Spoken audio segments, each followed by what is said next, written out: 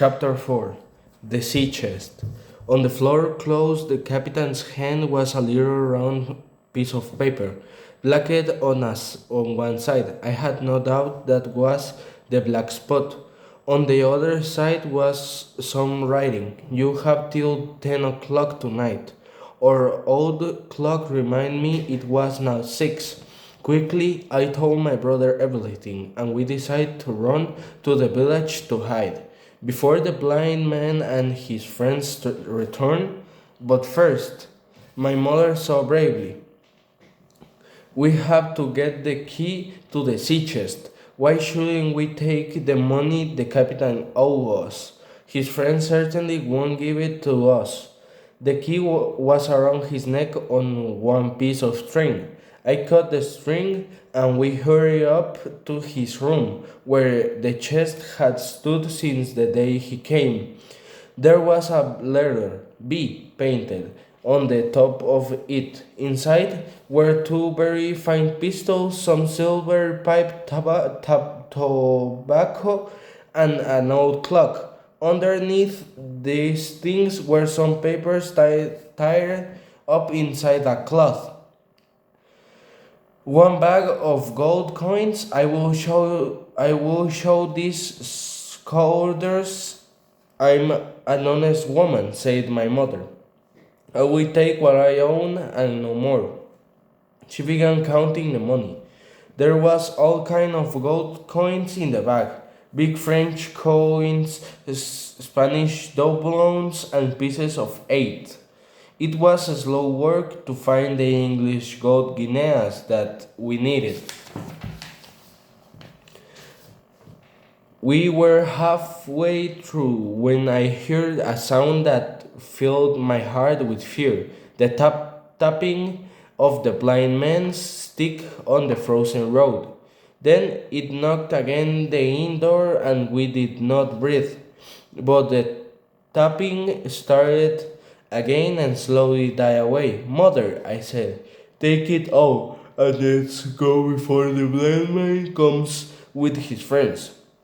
My mother went on counting until we heard a low shout coming from the hill outside. I will take what I have, she said, jumping to her feet. I will take this for what I own, I said, and I picked up the cloth of paper.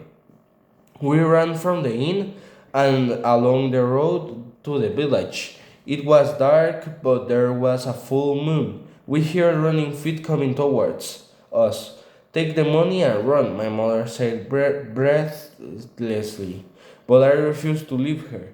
Quickly, I pulled her off the road and down under a small bridge. There we hid, trembling, not a moment too soon.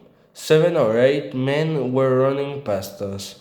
3 men ran in front, and I saw that the one in middle was the blind man. Silently, I came back up to the road and lay in the long grass to watch what happened.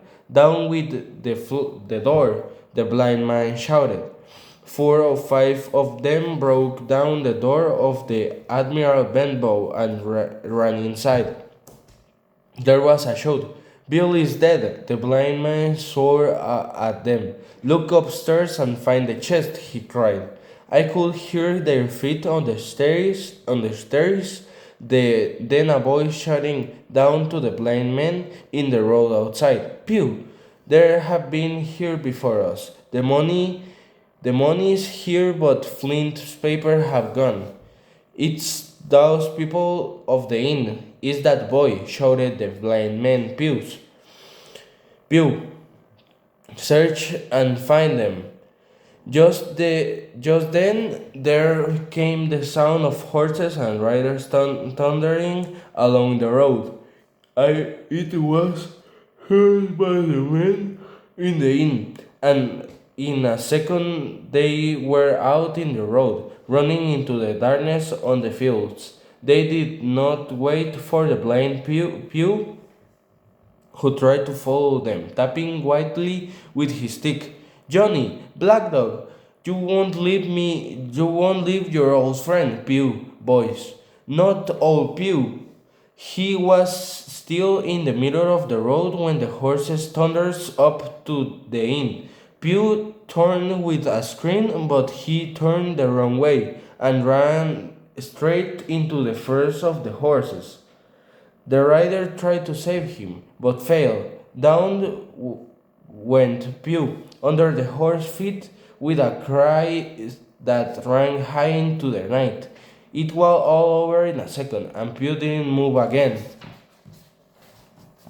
I jumped up and shouted to the riders. One of the men was Captain Dance, the law officer from the nearby town. He had heard reports of pirate ships in the Black Hill Cove and had come looking for the pirates. I told him my story, and he and his men chased the pirates down into the cove, but by the time they got to the beach, the ship was already out to sea. Well, said Captain Dance. When he returned, at least we finished off Pew.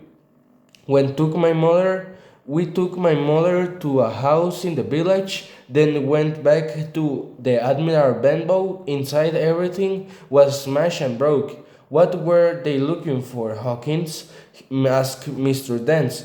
They got the money from the chest, I said, but I think I have what they wanted most.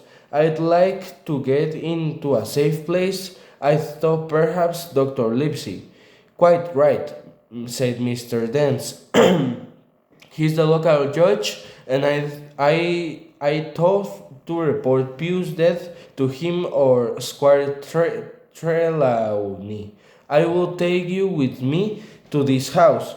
Dr. Livesey was not at his house, but with the squire on his home, so Captain Dance and I went out there.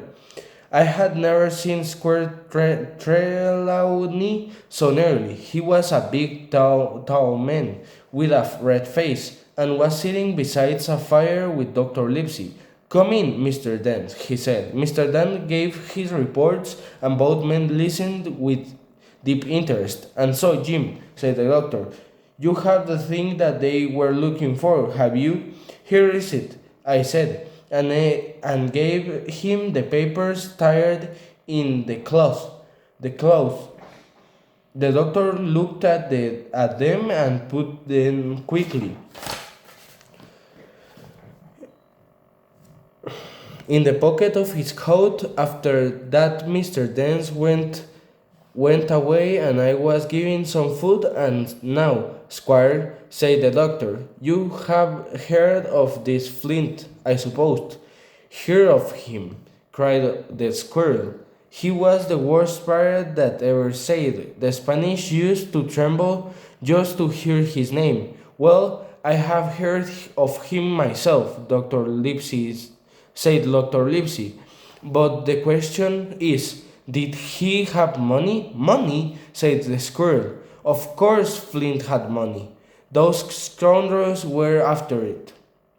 Well then, suppose I have here in my pocket a paper that shows where Flint hid his treasure, said the doctor. Would the treasure be worth looking for? Worth looking for, cried the squirrel, with a great enthusiasm. I will tell you what it's worth. I will prepare a ship at Bristol, take you and Hawkins with me, and have that treasure if I have to search for a year. We opened the cloth and found two things: a book and a paper. The book gave a list of all the money Flint had stolen from different ships during 20 years at sea. The doctor opened the paper and found a map of an island. There was a hill in the center marked Spyglass, and several names that have been added later. There were three big black crosses, two in the north of the island and one in the southwest.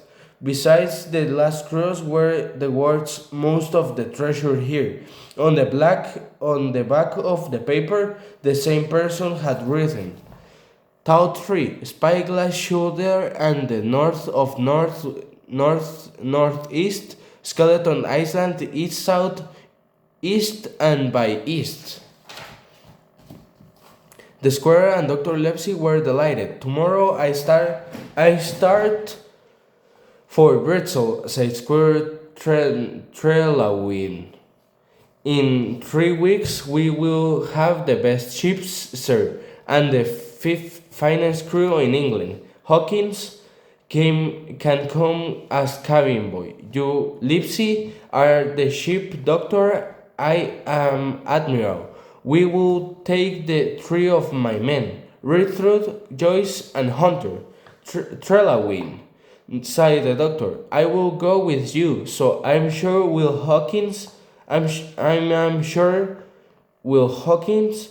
There's only one man I'm afraid of. And who's that? Cried Squirrel. Name the scoundrel. You, said the doctor. Because you cannot keep silent, we aren't the only men who knows of these papers. Those who broke into the inn tonight want to find the same treasure, but none of us go along until we get to the sea. You will take Joyce and Hunter to Bristol. Meanwhile, Jim and I will stay together. And not one of us must say a word about that what we have found. Livesey, replied the squirrel, you're always right. I will be as silent as a dead man.